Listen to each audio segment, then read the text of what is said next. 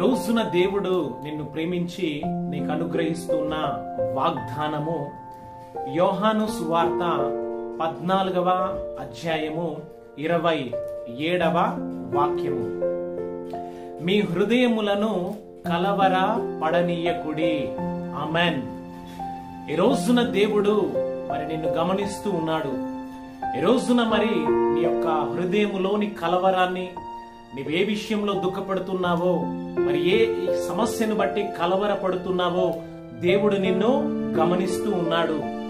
మరి హృదయాన్ని, అంతరేంద్రియాన్ని పరిశీలించే నీతి గల దేవుడు, నీ కొరకు ప్రాణం పెట్టిన దేవాది దేవుడు, నీ హృదయంలో కలవరాన్ని తీసివేసే దేవుడు. మరి కలవర పడకుడి అని నీతో వాగ్దానము చేస్తూ మాట్లాడు.